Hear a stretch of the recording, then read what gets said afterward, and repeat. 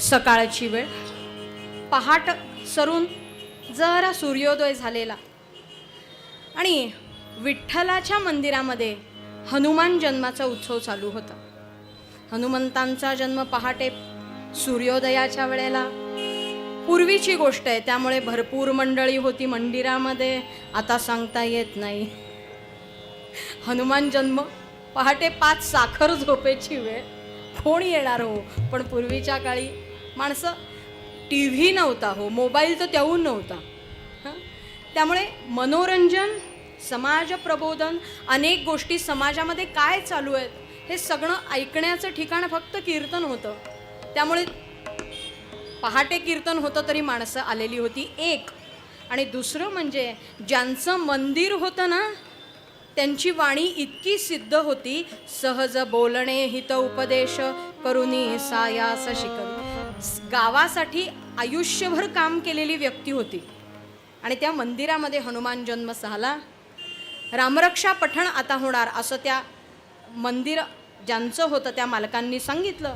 मागे बसलेल्या सगळ्या गावातल्या माणसांनी अनुमोदन दिलं. रामरक्षेचा पाठ चालू झाला. 11 वेळा रामरक्षा म्हणून झाली. आणि आता श्रीरामचरणार्पणमस्तु असं म्हणून रामरक्षा संपणार. आता शांतता प्रस्थापित होणं अपेक्षित होतं, पण ही फलश्रुती म्हणून झाली. आणि एक छोटा आवाज आला, अस्य श्री रामरक्षा स्तोत्रमंत्रस्य बुध कौशिक ऋषी. सगळ्यांनी पाहिलं कोण म्हणतंय. छोटंसं आसन घातलेला, त्या घरामधलाच छोटा 4-5 वर्षाचा मुलगा. इतकी वाणी शुद्ध होती, सहज संस्कार घडले होते वाणीवर.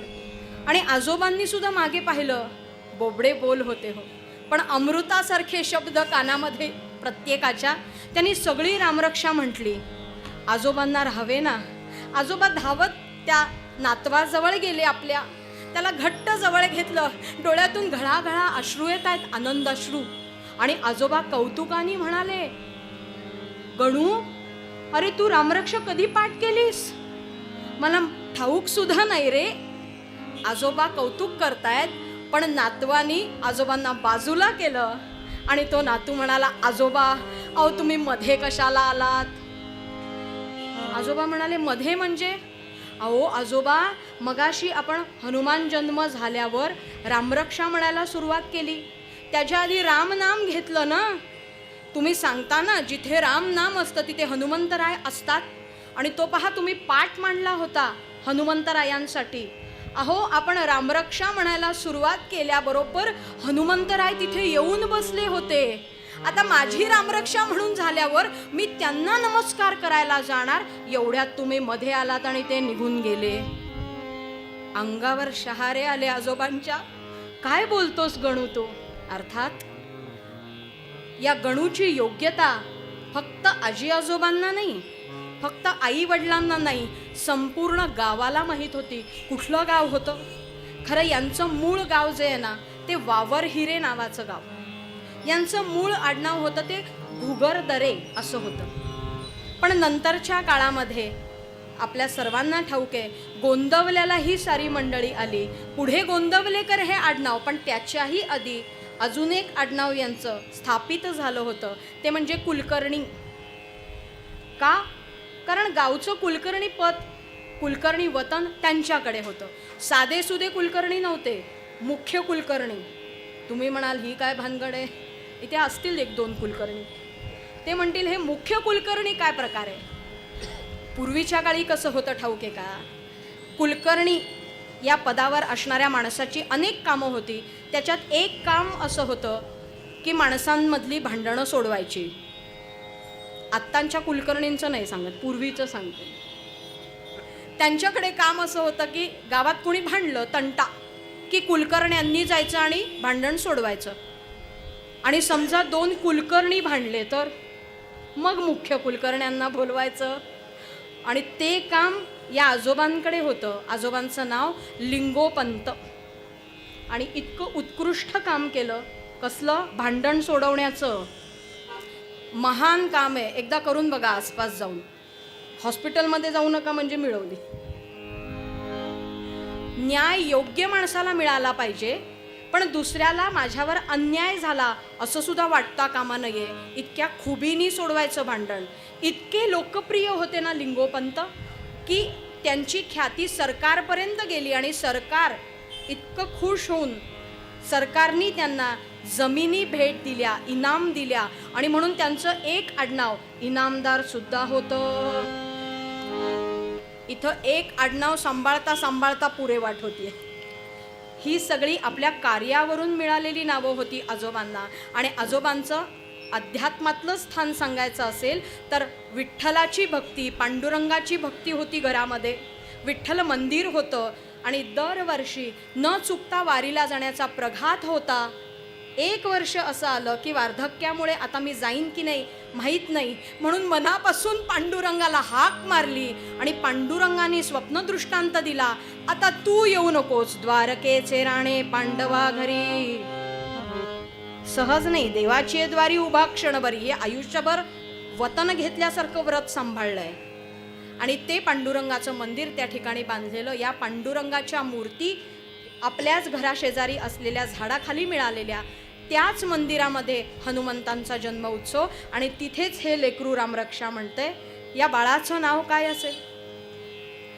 आजोबांचं नाव लिंगोपंत, आजीचं नाव राधाबाई, आई वडिलांची नावं रावजी असे नाव पित्याचे गीता माता येती. रावजी असे नाम पित्याचे गीता माता येती. कुलकर्णी उपनाम जयाचे विठ्ठल विठ्ठल भजती सारे विठ्ठल विठ्ठल भजती. आईचं नाव गीतामाय, वडिलांचं नाव रावजी. विठ्ठल भक्ती होती. आज चरित्र पुढचं जास्त सांगायचं असल्यामुळे आधीचा तपशील फार सांगत नाही, पण घराचं वैशिष्ट्य सांगते. ही गीतामाय ज्या घरून आली होती ना माहेर, त्या माहेरी कुणाची उपासना होती माहिती आहे? रामांची. आणि सासरी विठ्ठलाची. पण कधी भांडण झालं नाही. गावातली लोक सांगायची लिंगोपंत सुनबाई आल्यात रामांना घेऊन, आता तुमच्या विठ्ठलाचं काही खरं नाही. लिंगोपंत म्हणायचे हा भेद आहेच कुठे? एक तत्व नाम दृढ धरी मना, एक तत्व नाम दृढ धरी मना. हरिसी करुणा येईल तुझी, हरिसी करुणा येईल तुझी. अरे ते नाम सोपे रे रामकृष्ण गोविंद, ते नाम सोपे सोपे रामकृष्ण गोविंद. वाचेसी सद्गदा जपे आधी, ते नाम सोपे सोपे रामकृष्ण गोविंद, रामकृष्ण गोविंद, रामकृष्ण गोविंद. कुठलं नाम सोपं? माझ्या रामाचं, तुझ्या विठ्ठलाचं नाही रे. आकाशात पतितं तोयम यथा गच्छति सागरं सर्वदेव नमस्कारः केशवं प्रति गच्छति. कुणालाही नमस्कार केला तरी पोचणार तिथे ना. सहज बोलणे हित उपदेश वृत्ती घरात आहे. आणि असे लिंगोपंत जेव्हा हे बाळ रामरक्षा म्हणणारं 4 वर्षाचं त्या गीतामाईच्या पोटात होतं, गर्भामध्ये होतं, तेव्हा तर गावातल्या लोकांनी उच्छाद आणला. म्हणाले आता बाळाचा जन्म झाल्यावर नाव विठ्ठलाचं ठेवणार का रामाचं ठेवणार? रामाचं ठेवू नका, नाहीतर माहेर डोईजड होईल. काळ कुठलाही असो हे असतंच ना सगळं. बारशाच्या दिवशी मात्र लिंगोपंतांनी एक युक्ती काढली. ते म्हणाले हेही नको तेही नको, नाव ठेवलं गणपती. गणपती बाप्पा मोरया, ओंकार प्रधान रूप गणेशाचे, ते तिन्ही देवांचे जन्मस्थान. आणि असा गणपती, त्याला लहानपणी सगळे लाडांनी गणू म्हणायचे. व्रात्य होता भयानक. याच्या घरात जावं खोडी काढावी. जसा गोकुळातला कृष्ण तसेच गणुबुवा लहानपणी होते. गाडीस जुंबावे बोकड किंवा आणावे बैल वरकड, खेळ खेळे हे अवघड, अभ्यास सारा करूनिया अभ्यास सोडून नाही, सगळा अभ्यास पूर्ण करायचा आणि मग हे उपद्व्याप. इतका हुशार होता की एकदा सांगितलं गुरुजींनी की पक्क डोक्यात. एक पाठी आपण म्हणतो ना, एकदा सांगितलं की पाठ. मग तो गुरुजींना म्हणायचा पुढचं शिकवा, गुरुजींनी पुढचं शिकवावं, म्हणायचा पुढचं शिकवा. गुरुजी म्हणायचे अरे तुझ्या वेगाने जाऊन चालेल का, या सगळ्यांना येणार नाही तेवढं. झालं. मग तेच तेच तेच तेच शिकवायला लागल्याबरोबर अभ्यासाचा कंटाळा यायला लागला. मग काय करायचं, सगळ्या शाळेतल्या मुलांना गोळा करायचं, मारुतीच्या मंदिरापाशी जायचं, 3 पाषाण घ्यायचे, राम लक्ष्मण सीता, आणि भजन करायचं, श्रीराम जय राम जय जय राम, श्रीराम जय राम जय जय राम, श्रीराम जय राम जय जय राम, श्रीराम. तुम्ही म्हणाल एवढ्या लहान मुलाचं सगळे कसे काय ऐकायचे? वाणीचं तप आईनी बाळ गर्भात असताना केलं होतं.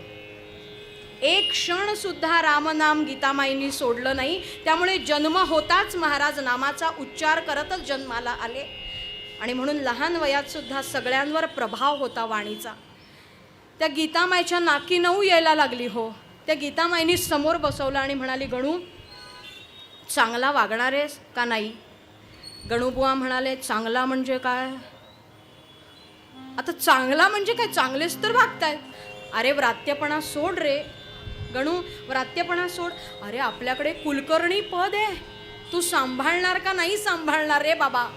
अरे इतक्या तक्रारी येत आहेत. खरं सांगा, मैया यशोदा मैया तिच्याकडे जशा कान्हाच्या तक्रारी यायच्या तशाच तक्रारी ह्या गीतामायकडे. आणि एकदा गीतामाय म्हणाली गणू तू समजा हा व्रात्यपणा सोडलास ना तर काय, मी रामरायाला रामनामाची लाखोली वाहीन. शब्द पकडला आणि आपल्या आईला सांगितलं गणूबुवांनी, खरंच रामनामाची लाखोली वाहशील? तू सुरू कर म्हणाले ना, मी आत्तापासून तुला हवं तसं वागतो. आणि मग सुतासारखे सरळ सगळ्या मुलांना घ्यावं, देवाचं म्हणावं, कुठल्याही कोणाच्या घरात जाऊ नये, खोड्या काढू नये, शेतात जाऊ नये, त्रास देऊ नये. सगळ्या मुलांनी मारुतीच्या मंदिरात अभ्यास झाल्यावर जमावं. त्या काळी मारुतीच्या मंदिरांमधून रामदासी लोक राहायचे. इकडून तिकडे जाताना अनेक गोष्टी समाजाला शिकवत जायचे. आणि एक दिवस असेच रामदासी त्या मारुतीच्या मंदिरात मुक्कामाला आलेले असताना त्यांच्या तोंडून या गणूंनी ऐकलं, जेणे वाटे मोक्ष व्हावा तेणे सद्गुरु करावा, सद्गुरुविण मोक्ष पावावा, न घडे कल्पांती श्रीराम. अंतर्मुख झाला गणूबुवा. आणि त्यांनी त्या रामदासींना एवढंच विचारलं, सद्गुरूंशिवाय तरुणोपाय नाही का रे? ते रामदासी दादा म्हणाले, नाही रे बाळ, नाही. मोक्ष हवा असेल ना तर संतांच्या मार्गावरून जावं, सद्गुरूंचे पाय धरावेत, संत सांगतील तसं वागावं. पण हे संत भेटणार कसे? तेव्हा त्या रामदासी बुवांनी सांगावं, गणू तुझी तळमळ जर असेल ना तेवढी तर भेटतील बरं का संत, असं. आणि मग महाराजांच्या चरित्रात असं लिहिलंय की कुणालाही न सांगता लहान वयातले गणूबुवा आपल्या 2 मित्रांना घेऊन गुरूंच्या शोधासाठी बाहेर पडले. कोल्हापूरपर्यंत आले.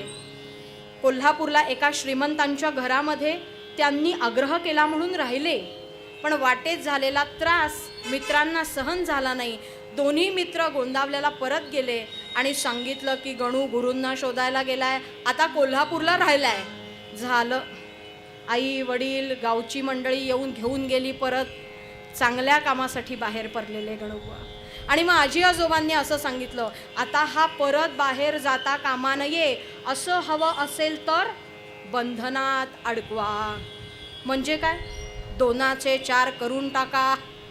असा किती मोठा गैरसमज आहे हा, की 2चे 4 झाले की माणसं बंधनात अडकतात. ज्यांना बंधन पाळायचं नाही ते किती पुढे किती काही झालं तरी पाळत नाहीत, ती नाहीच ना पाळत. बंधन हे स्वतःच्या मनाला घालावं लागतं, जे फक्त नामानी आणि उपासनेनी विवेकात्मक विचारांनीच येऊ शकतं. आणि म्हणून अध्यात्म आपल्याकडे खूप महत्त्वाचं सांगितलं. पण आजी आजोबा म्हणाले लावून द्या लग्न. आणि चरित्रात कथा अशी सांगितली जाते पुढे, लग्न झालं. मधल्या काळात आजी आजोबांचा देहांत झाला. पण गणूपुवांचं मात्र गुरु आणि संत याविषयीची मनामध्ये असलेली जी उत्कटता होती ती कमी होईना. आणि म्हणून पत्नीला सांगितलं, मी आता गुरूंच्या शोधार्थ बाहेर पडणार, मला शोधू नका.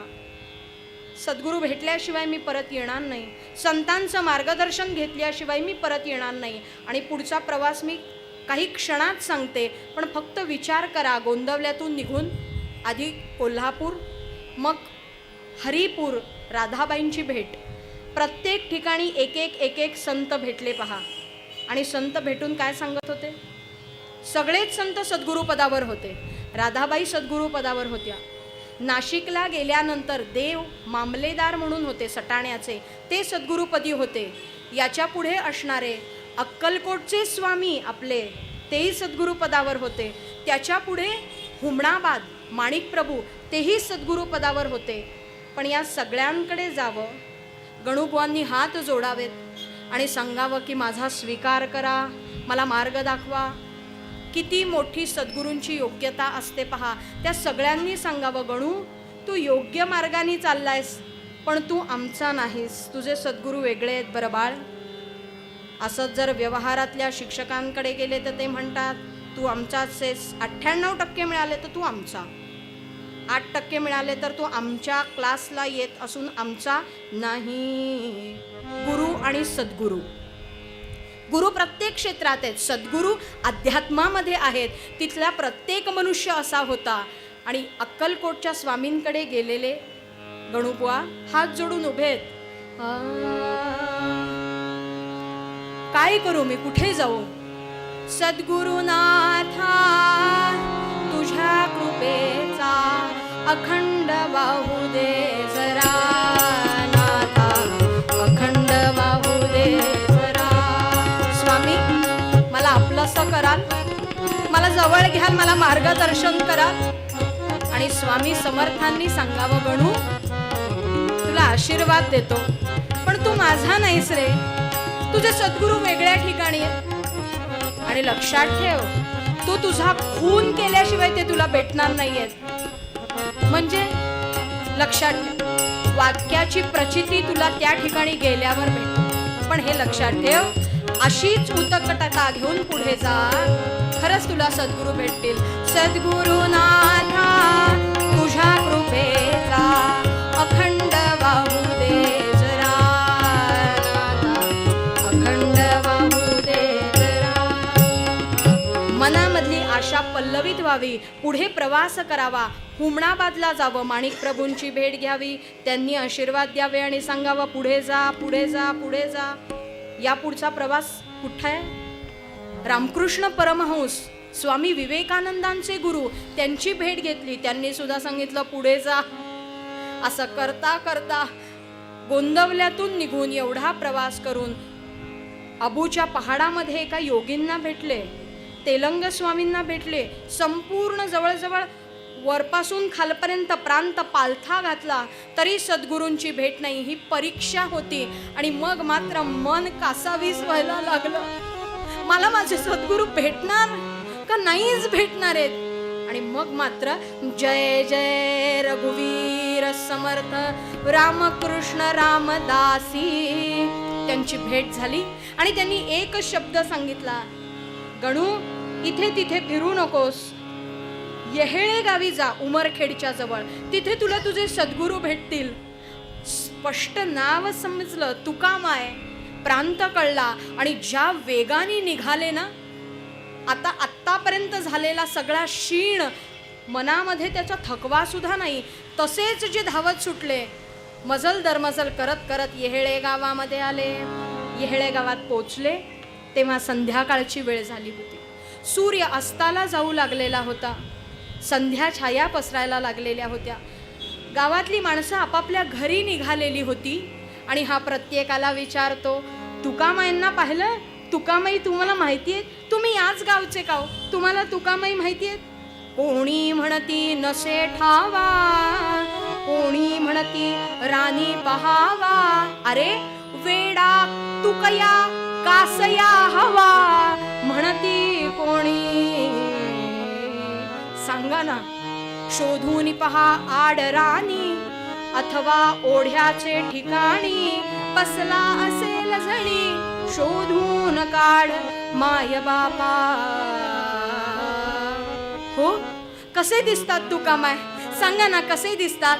अरे, कंकणे शोभती करात, श्वान बालकांसवे खेळत, टोपडे मस्तकी मिरविते हर्ष, बसला असेल तेथे. ओढ्याच्या ठिकाणी जावं, आड रानामध्ये जावं, जंगलामध्ये जावं, अरण्यामध्ये जावं, गावातलं प्रत्येक मंदिर पाहावं, पण तुकामाई कुठेच दिसना. मग मात्र प्रत्येकाला जाऊन विचारावं, तुकामाईंचं घर सांगा ना कुठे. माहितीये, एका घराकडे बोट दाखवून माणसांनी सांगावं, अरे हेच तुकामाईंचं घर. पण भूमीची शेज जयांसी, आकाश वस्त्रे प्रावरणासी. अरे घरी नसतातच रे ते. आणि तो वेडा तुका तुला कशाला हवाय रे? अरे तो वेडा आहे, वेडा आहे.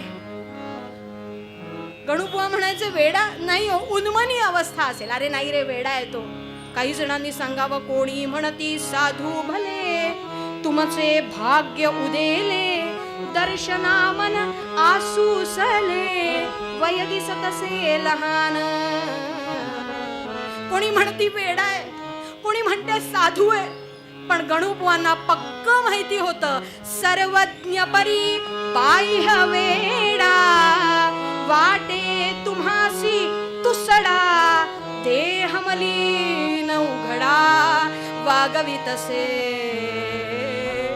गणुबुवा म्हणाले, तुम्हाला असं वाटतंय ते वेडे, त्यांचं बाह्य वेश वेड्यासारखं असेल, पण अंतर्मन तुम्ही पाहिलं का रे कधी?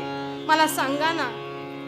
कष्ट करून सुद्धा तुकामाई भेटेनात म्हणल्यावर त्यांच्या घरापाशी बाहेर प्रवेशद्वारापाशी भिंतीला टेकून उभा राहिला गणुबुवा. मान खाली घातली, डोळ्यातून घळा घळा अश्रू वाहत आहेत. इतका प्रवास करून आलो, पण भेट होईल की नाही होणार? आणि तेवढ्यात कोणीतरी तुकामाईंना शोधलं आणि जाऊन सांगितलं, तुकामाई तुमच्याकडे कोणीतरी आलंय. सगळा गाव पालथा घातलाय त्यांनी. तुकामाई म्हणाले, गाव पालथा घातला? आता त्याला उताणा पाडतो की नाही बघ. कोण येणार येणार सार लुटून देणार, कोण येणार येणार सार लुटून देणार, सांभाळा सांभाळा धन चोरून देणार, सांभाळा सांभाळा धन चोरून देणार, कोण येणार येणार सार लुटून देणार, कोण येणार येणार सार लुटून देणार, कोण येणार येणार सार लुटून देणार. आला का चोर, आला का चोर, चला चला चला. तुकामाई वेड्यासारखे धावत नाचत निघाले. मागून त्यांची नेहमी सोबत असणारी मंडळी, टिट्या आणि गण्या नावाची कुत्री, ती धावत निघाली. सगळं गाव तुकामाईंच्या मागे धावतंय. तुकामाई म्हणत होत्या, कोण येणार? सगळे म्हणतात चोर येणार, चोर येणार, चोर येणार. करता करता वरात घरापर्यंत आली आणि बघितलं तर भिंतीला टेकून असणारे गणुबुवा. खरा गणुबुवांकडे बघितल्यावर चित्तवृत्ती उचंबळून आलेली आहे तुकामाईंच्या. पण परीक्षा घ्यायची म्हणून शेजारी असलेली काठी उचलली आणि त्या गणुबुवांच्या समोर उभे जाऊन तुकामाई म्हणाले, अरे चोरा, सगळं लुटायला आला, तुझा खून करतो की नाही बघ. आणि एकदम स्वामी समर्थांनी जे शब्द वापरले होते त्याची प्रचिती आली. तुला जर तुकामाईंची भेट हवी असेल तर तुला तुझा खून करून घ्यावा लागेल. क्षणात पायाशी वाकले आणि गणुबुवांनी सांगितलं, मी माझा खून करून घ्यायलाच तुमच्याकडे आलोय. हातातलं उसाचं दाणकं गळून पडलं. तुकामाई खाली बसल्या. या सटशिशाच्या समोर खाली बसण्याची ताकद तुकामाईंचीही होती आणि ती योग्यता गणुबुवांची सुद्धा होती. जवळ घेतलं घट्ट आणि लगेच अनुग्रह दिला का? नाही हो. पुढचं चरित्र पाहाल तर अनेक अनेक अनेक परीक्षा घेतल्या गणुबुवांच्या. इतक्या परीक्षा झाल्या की आपल्यासारखा एखादा घरी पळून गेला असता. एकदा तर इतकी भयानक परीक्षा. गणुबुवांना तुकामाईंनी सांगावं, गणू चल, आज मी नेईन तिथे यायचं. आता तुकामाई जाणार म्हणजे वाऱ्याच्या वेगाने जाणार हो. चालणं नाही, धावणं सुद्धा नाही, त्याच्या पुढची गती होती. तुकामाईंनी धावत सुटावं वायू वेगाने आणि गणुबुवांनी त्यांच्या मागे जावं. त्यांच्या मागे टिट्या आणि गण्या. तुकामाईंनी मागे बघून सांगितलं, टिट्या आणि गण्यांना आज तुम्ही यायचं नाही, चला बाहेर. त्यांनी जागच्या जागी बसावं आणि गणूबुवांनी तुकामाईंच्या मागे जावं. एका उसाच्या गच्च भरलेल्या फडामध्ये शेतामध्ये वाटेल तशी वाट करत निघावं आणि मोकळ्या जागेत आल्यानंतर तिथे असणाऱ्या शेतकऱ्याला, त्या शेतकऱ्याचं नाव चरित्रामध्ये गोविंदा असं सांगितलंय. निस्सीम भक्त होता तुकामाईंचा, रोज दर्शनाला यायचा. पण आजच्या दिवशी मात्र त्याला दर्शन घडलं नाही, म्हणून सारखी तुकामाईंची आठवण करत होता. आणि तुकामाई म्हणाले, गोंद्या मेल्या, अरे कशाला माया नावाने बोंबलतोयस, मला इतकं लांब यावं लागलं. सद्गुरूंची मनापासून आठवण काढली तर ते स्वतः येतात ह्याची प्रचिती आहे कथेमध्ये. आणि गोविंदांनी मीठ भाकर पुढे केली. तुकामाई म्हणाले, हे नको आहे, आज तो तुझा गोड असणारा ऊस दे, आणि एक नाही एवढा दे. गोंद्याला इतका आनंद झाला, त्यांनी ऊसाच्या मोळ्या बांधल्या आणि म्हणाला, तुकामाई तुम्ही व्हा पुढं, गड्यांना घेऊन येतो आणि आणून देतो तुम्हाला सगळं. तुकामाई म्हणाले, कोणते गडी, आज माझ्याकडे चांगला गडी आहे म्हणाले, तो घेऊन जाईल सगळं. कोण? ते 12-13 वर्षाचं लेकरू गणूबुवा. एवढ्या जड मोळ्या त्यांच्या डोक्यावर घातल्या. चल रे चल गण्या. तुकामाई पळत सुटले. हो, गणूबुवा त्यांच्या मागे पळतायत, पायाला काटे बोचतायत, दगडं लागतायत, ठेचकाळतायत, तरी सुद्धा गणूबुवा थांबले नाहीत. आणि मग गावात आल्यानंतर प्रत्येकाला ऊस वाटून टाकला. एकही ऊस हातात नाही अशी परिस्थिती निर्माण झाल्यावर तुकामाई म्हणाले, गण्या दमलास का रे? फक्त मान हल्ली गणूबुवांची आणि धावत जाऊन तुकामाईंनी जवळ घेतलं, सर्वांगावरून हात फिरवला. शरीराला झालेल्या यातना दूर निघून गेल्या.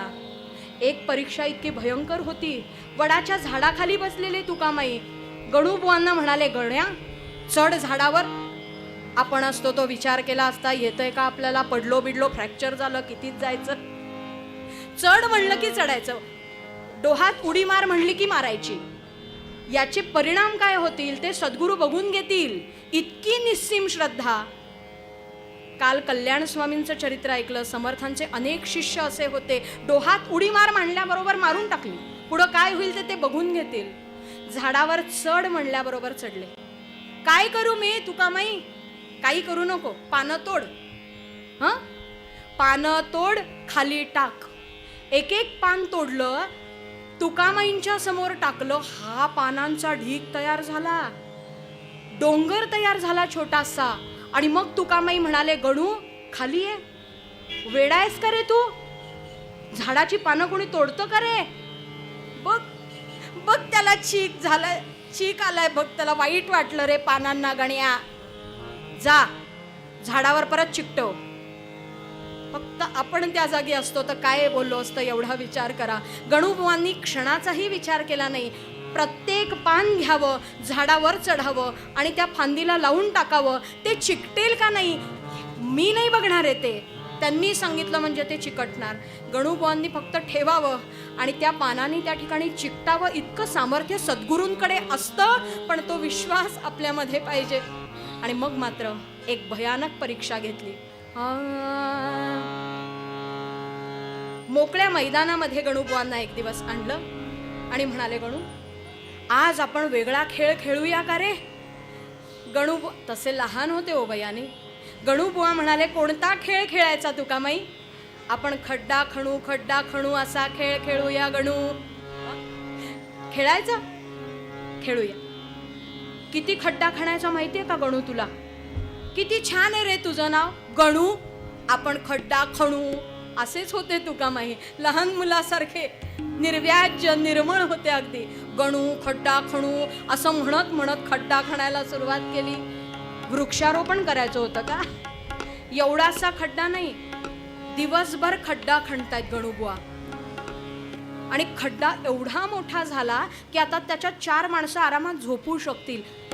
एकट्या गणूबुवांनी हा खड्डा खणला. तुकामाई नुसते बसून बघतायत. आपण असतो तो म्हणलं असतं, काय झालंय काय माहिती यांना, पुरून टाकू खड्ड्यातच एकदाच. म्हणून सद्गुरूंची कृपा नाही. हे करत असताना रामनाम चालू आहे आणि खड्डा खणून झाल्यावर तुकामाई म्हणाले, गणू ये इकडे बस. झालं जायचं तुकामाई? जायचं नाही रे, अजून खेळ बाकी आहे. ती बघ तिथे लहान मुलं दिसतायत ना खेळणारी, घेऊन ये. गणूबुवा गेले, त्या 4 मुलांना घेतलं, तुकामाईंच्या समोर उभं केलं. तुकामाई म्हणाल्या, गणू घाल खड्ड्यात पोरं आणि बुजवून टाक खड्डा, जाऊ दे. खरंच त्या लहान मुलांना खड्ड्यात ढकललं, खड्डा बुजवला आणि तुकामाईंनी गणूबुवांना त्या बुजवलेल्या खड्ड्यावर बसवलं आणि सांगितलं, म्हण श्रीराम जय राम जय जय राम, श्रीराम जय राम जय जय राम. गणू 2 गोष्टी लक्षात ठेव. मुखातलं नाम सोडायचं नाही.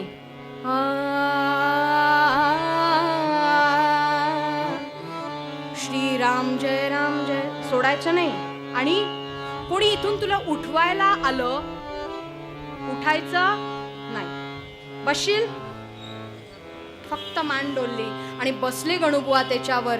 श्रीराम जय राम जय जय राम, श्रीराम जय राम जय जय राम, श्रीराम जय राम जय जय राम, श्रीराम जय राम जय जय राम, श्रीराम जय राम जय जय राम, श्रीराम जय राम जय जय राम, श्रीराम जय राम जय जय राम, श्रीराम. संध्याकाळ सरली आणि आई वडील बघायला आले. आपली मुलं आली नाही, गेली कुठे? सगळीकडे शोध घेतल्यानंतर गणूबुवांच्याकडे म्हणजे तुकामाईंच्याकडे ही सगळी मंडळी आली. तुकामाई, आमच्या लेकरांना पाहिलं का व? तुमची लेकरं या मैदानात खेळत होती का रे? वय तुकामाई वय, पाहिलं तुम्ही? इरीच्याकडं नाही ना गेली? इरीच्याकडं नाही गेली, मग कुठे गेली? तो बसलाय ना तिथं, त्याला विचारा, त्याला माहिती आहेत कुठे आहेत लेकरं. सगळी माणसं धावली. गणू माहित होता हो सगळ्यांना, छोटी वामन मूर्ती गोंदवल्यातून अवतरलेली जणू. सगळे विचारतात, गणू अरे कुठे सांगणारे आमची मुलं, सांगणारे गणू. पण मुखातून श्रीराम जय राम जय जय राम, श्रीराम जय राम जय जय राम. नाम बाजूला झालं नाही. माणसं हलवतायत तरी गणूबुवा जागचे हल्ले नाहीत. आणि तिकडून तुकामाई ओरडल्या, अरे नाम घेत बसलाय, खड्ड्यात पुरली आहे तुमची लेकरं खालती. अंगावर शहारे आले माणसांच्या. जे मिळेल ते घेऊन गणूबुवांना तुडवायला सुरुवात केली. उठ गणू, बाजूला होणार आहे. गणूबुवा तिथून हल्ले नाही हे गुरूंनी सांगितलेलं होतं, पण तुकामाईंचं सामर्थ्य इतकं होतं की त्या सत्शिष्याला तिथून कोणी हलवू पण शकलं नाही. आणि मग मात्र अंगावर एकही जागा अशी नव्हती की जखम नाहीये. सगळीकडून रक्त वाहतंय, सुजलेलं आहे सगळं अंग, तरी मुखावर हास्य, स्मित हास्य होतं, प्रसन्नता होती. आणि गणूबुवांच्या मुखामध्ये नाम होतं, श्रीराम जय राम जय जय राम, श्रीराम जय राम जय जय राम, श्रीराम जय राम जय जय राम. लाथा बुक्क्याने तुडवून झाल्यानंतर माणसं थकून गेली, काठ्या फेकून दिल्या आणि तुकामाईंच्या चरणी लोळण घेतली. पण तुकामाईंनी त्या सगळ्यांना बाजूला करून गणूकडे जावं आणि म्हणावं, माझं लेकरू एवढ्या लांबून आलंय माझ्याकडे आणि तुम्ही त्याला मारता होय रे. गणू, गणू लागलं का रे बाळ तुला? थांबा, त्याला मारू नका रे, मारू नका, असं म्हणून गणूबुवांना अलगद बाजूला केलं तुकामाईंनी. तुमची मुलं इथे आहेत खड्ड्यात, म्हणजे म्हणजे आमची मुलं मेली? अजिबात नाही, बघायचेत बघायचेत बघायचेत असं म्हणून खड्ड्यावरची माती बाजूला करावी. आडवी झोपलेली मुलं खड्ड्यामध्ये, डोळे बंद होते, पण तुकामाईंनी हाक मारावी आणि एकेका लेकरांनी झोपेतून उठावं, तसं खड्ड्यातून बाहेर यावं. मुलांनी आपल्या आई वडिलांकडे धावावं, आई वडिलांनी जवळ घ्यावं, मुके घ्यावेत, डोक्यावरून हात फिरवावा, आपल्या मुलांना घरी घेऊन जावं आणि मग मात्र तुकामाईंनी गणूबुवाच्या शेजारी बसावं, रक्ताळलेल्या त्याच्या अंगावरून हात फिरवावा आणि एवढंच म्हणावं, गणू लागलं का रे तुला? नाही ना रे बाळ, नाही लागलं, मला काहीच होत नाही तुकामाई, मला माहिती आहे हे तुमचं सामर्थ्य आहे. आणि तेव्हा तुकामाईंनी सांगितलं, खरं तुकामाई नाथ संप्रदायाची दीक्षा घेतलेली आहेत, पण तुकामाईंनी सांगावं, गणू अरे हे माझं सामर्थ्य नाही आहे. अरे वेड्या, तू त्या खड्ड्यावर बसून म्हणत काय होतास? श्रीराम जय राम जय जय राम. अरे त्या नामाचं सामर्थ्य तिथे उत्पन्न झालं आणि म्हणून ती लेकरं वाचली. बरं बाळ, घट्ट जवळ घेतलं आणि राम जन्माच्या दिवशी रामनवमीच्या शुभ मुहूर्तावर राम जन्म ज्या क्षणाला होतो त्या क्षणाला शुभ वेळेला या बाळाला जवळ घेऊन गणूबुवांना तुकामाईंनी डोक्यावर हात ठेवून उमरखेडला अनुग्रह दिला आणि त्यांना नाम दिलं ब्रह्मचैतन्य गोंदवलेकर महाराज. त्या गणूबुवांचे ब्रह्मचैतन्य झाले. पुढच्या काळामध्ये जेव्हा महाराजांनी गणूबुवांनी विचारावं तुकामाई आता पुढे मी काय करावं, तेव्हा तुकामाईंनी सांगावं गणू तुला नामाचा आनंद कळला, तुला समजलं रे की हाती काम आणि मुखी नाम कसं असावं, भगवंत कसा असतो, त्या नामाचं सामर्थ्य कसं आहे तुला कळलं ना रे, कळलं ना. आता हे सगळं तू सगळ्यांपर्यंत पोचवण्याचं कार्य करशील गणू. गणू नाही रे, आता तर तू ब्रह्मचैतन्य झालास आणि त्या ब्रह्मचैतन्याला घेऊन उमरखेडला जावं. उमरखेडला तुकामाईंचे जे गुरु त्यांच्या चरणी त्या ब्रह्मचैतन्याला नतमस्तक व्हायला लावावं, त्यांचा आशीर्वाद घ्यावा आणि तुकामाईंनी गणूबुवांना सांगावं यापुढे नामाचं सामर्थ्य सगळ्यांमध्ये पसरवण्याचं महान कार्य गणू तुला करायचंय. प्रपंच सुद्धा करता येतो आणि प्रपंच करता करता परमार्थ सुद्धा करता येतो, हे तुला सिद्ध करायचंय गणू. करशील ना रे. आणि गणूबुवांनी एकच प्रश्न विचारला तुकामाई करशील ना म्हणजे तुम्ही. आता मी या ठिकाणी थांबणार. म्हणजे आता आपले मार्ग वेगळे गणू. म्हणजे तुम्ही आता माझ्या बरोबर नाही. नि सा ग म प ध प ग म प म ग म रे माझ्या बरोबर नाही राहणार तुकामाई. मी माझ्या आजी आजोबांना प्रपंचाला सगळ्याला सोडून आलो. मी त्यांच्याशिवाय राहू शकलो पण मी तुमच्याशिवाय नाही राहू शकणार. सद्गुरूंशिवाय सत्शिष्य कधीच राहू शकत नाही. ही परमार्थाची खूप मोठी योग्यता ज्याला प्राप्त होते. पण त्या सद्गुरूंनी देखील सांगावं वेड्या अरे मी तुझ्यापासून वेगळा नाही आहे, मी तुझ्यापासून वेगळा नाही. खरं सांग तुझ्या हृदयामध्ये आत्ता काय चालू आहे रे. श्रीराम जय जय राम श्रीराम आहे ना चालू. हे बघ हे बघ मी सुद्धा तेच म्हणतोय, मी सुद्धा नामच घेतोय गणू. म्हणजे तुझ्या आणि माझ्यामध्ये एक सूत्र आहे ना रे नामाचं. मी जे कार्य करत होतो ते कार्य गणू तू करणार. म्हणजे आपल्यामध्ये काहीतरी एकाग्रता एकजूट राहणार ना रे गणू. अरे मी तुला सोडून नाही जाणार. हे कार्य आणि नाम आयुष्यभर चालू ठेव. मी तू आहेस तिथे मी आहे. आणि पुढच्या काळात ब्रह्मचैतन्य गोंदवलेकर महाराजांनी आयुष्यात अनेक प्रसंग अनुभवले. आज गोंदवल्याला जे वैभव उभं राहिलं असेल ना त्याचं दर्शन घेताना पदोपदी जाणवेल इतकं आपल्यासाठी करणारे गणूबुवा. पण ते नेहमी सांगतात मला जेव्हा आवश्यकता वाटली तेव्हा तुकामाई माझ्या शेजारी आहेत अशी अनुभूती मी आयुष्यभर घेत आलोय. ज्या महाराजांनी ही अनुभूती घेतली लक्षात ठेवा आपल्याला गरज वाटेल तेव्हा ते आपल्या शेजारी नसतील. तुका म्हणे वत्स धेनवेच्या चित्ती तैसे मज येती सांभाळीत. आयुष्यात माझ्यावर कुठलाही कठीण प्रसंग जरी आला तरी माझे महाराज मला सांभाळतायत. ही जर धारणा मनाची असेल ना तर आयुष्यात कुठल्याच आनंदाला आणि सुखाला पारावार राहणार नाही. आणि म्हणून हे सुख आणि आनंद आपल्याला ज्या संतांनी दिला त्या संतांची महती सांगतानाच तुकोबा आपल्याला पूर्वपद्यामध्ये सांगतात काय वानू आता संतांचे उपकार मज निरंतर जागविती. त्या संतांच्या पायी नतमस्तक होऊया, संतांनी दाखवलेल्या मार्गाचं स्मरण करूया, सद्गुरूंनी दिलेल्या उपदेशाचं आयुष्यभर मनामध्ये जतन करूया आणि त्या मार्गावरून जाण्याचा यत्न करूया. म्हणजे सद्गुरू मग ते महाराज असू देत, आपापल्या आयुष्यात आपल्याला प्राप्त झालेले कोणतेही गुरु असू देत, सद्गुरू असू देत, ते आपल्याला गायीसारखे धेनूसारखे सतत सांभाळणार. ही त्यांची खूण आयुष्यभराची आहे. आणि म्हणून तुका म्हणे वत्सा धेनवेच्या चित्ती कैसे मज येती सांभाळीत, कैसे मज येती सांभाळीत. काय वानू आता संतांचे उपकार मज निरंतर सागर